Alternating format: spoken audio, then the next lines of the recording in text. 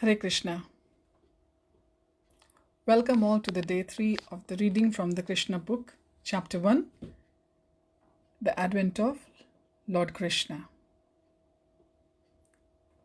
Om Namo Bhagavate Vasudevaya. Om Namo Bhagavate Vasudevaya. Om Namo Bhagavate Vasudevaya.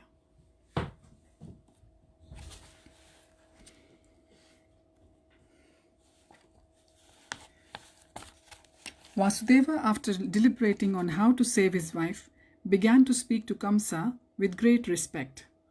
Although Kamsa was the most sinful man, sometimes it happens that a most virtuous person like Vasudeva has to flatter a person like Kamsa, a most vicious person. That is the way of all diplomatic transactions. Although Vasudeva was deeply aggrieved, he smiled outwardly. He addressed the shameless Kamsa in that way because he was so atrocious. Vasudeva said to Kamsa, "My dear brother-in-law, please consider that you have no danger from your sister. You are awaiting some danger because you have heard a prophetic voice in the sky. But the danger is to come from the sons of your sister, who are not present now. And who knows? There may or may not be sons in the future. Considering all this, you are safe. You are safe for now.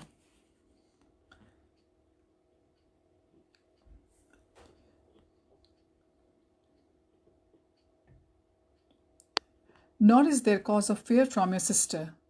If there are any sons born of her, I promise that I shall present all of them to you for necessary action."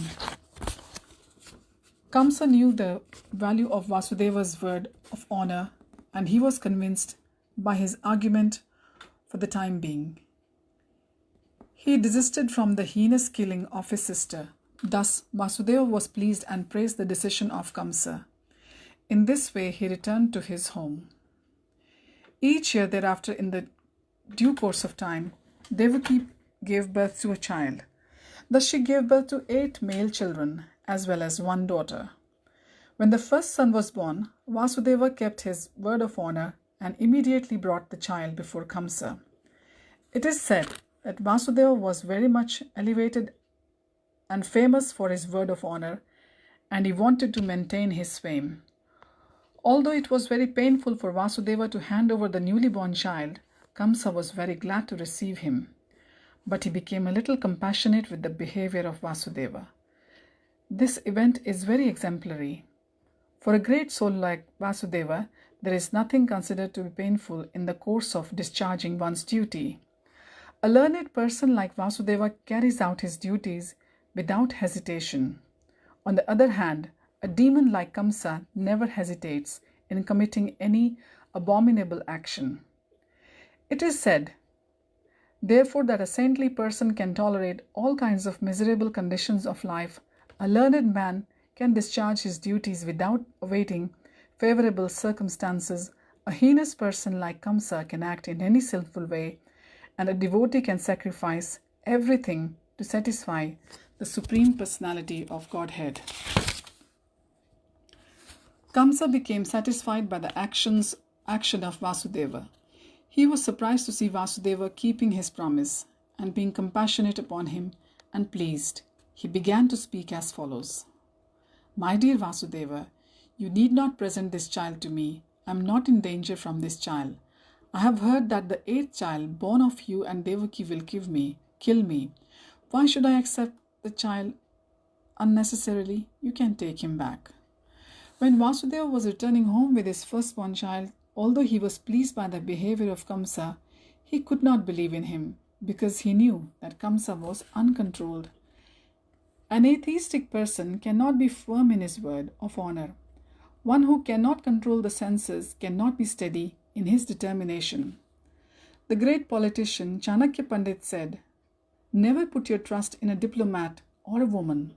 Those who are addicted to unrestricted sense gratification can never be truthful, nor can they be trusted with any faith."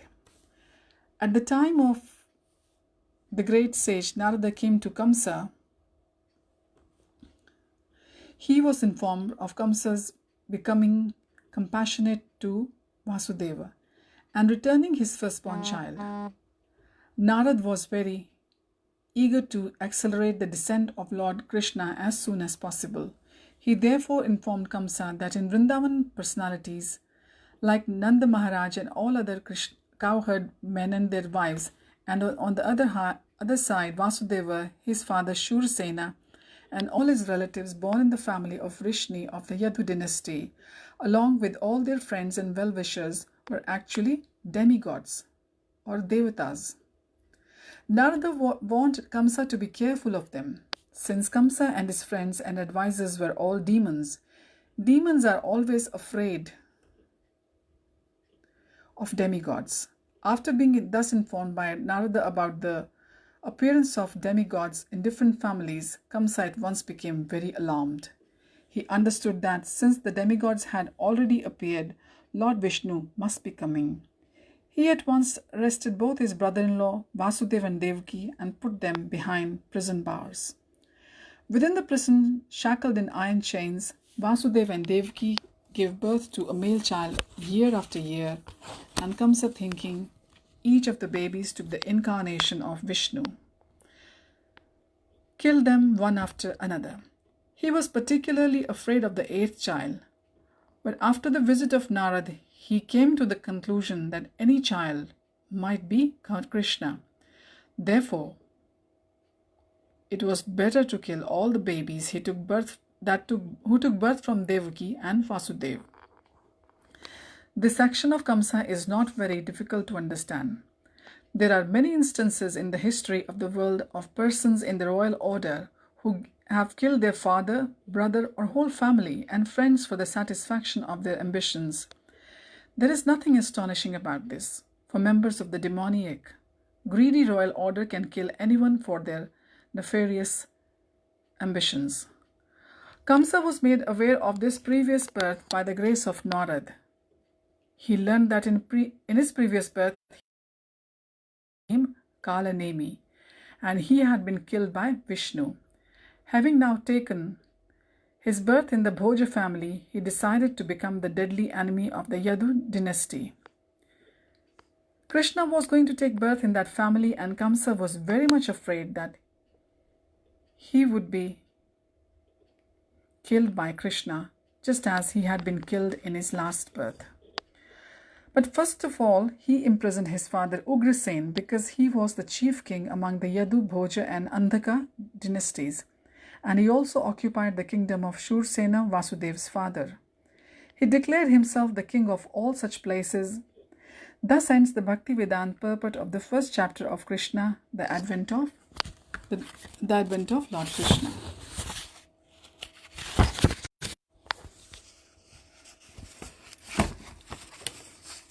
Chapter 2. Chapter 2 is titled Praise by the Demigods for Lord Krishna in the Womb. King Kamsa not only occupied the kingdoms of the Yadu, Bhoja and Andhaka dynasties and the kingdom of Shursena, but he also made alliances with all the demoniac kings as follows: the demon Pralamba, demon Baka, demon Chanur, demon Trinavrata, demon Aghasur, demon Mushtik, demon Arishta, demon Dvivida, demon Putana, demon Keshi, and demon Dhenuka. At that time, Jarasindh was the king of Magadha province, known as at present as Bihar state. Thus, by his diplomatic policy, Kamsa consolidated the most powerful kingdom of his time. Under the protection of Jarasindh, he made further alliances with such kings as Banasura and Bhaumasura, until he was the strongest. Then he began to behave most inimically toward the Yadu dynasty, into which Krishna was to take his birth. Being harassed by Kamsa, the king of the Yadu, Bhoja and Andhaka dynasties began to take shelter in different states, such as the state of the Kurus, the state of the Panchals, and the state known as Kaikai, Shalva, Vidarbha, Nishad, Videh, and Kaushal. Kamsa broke the solidarity of the Yadu kingdom as well as the Bhoja and Andhaka. He made his position the most solid within the vast tract of land known as, at that time, as Bharatvarsh. When Kamsa was killing the 6 babies of Devaki and Vasudeva, one after another, many friends and relatives of the Kamsa approached him and requested him to discontinue these heinous activities. But all of them became worshippers of Kamsa. When Devaki became pregnant for the 7th time, a plenary expansion of Krishna known as Ananta appeared within her womb.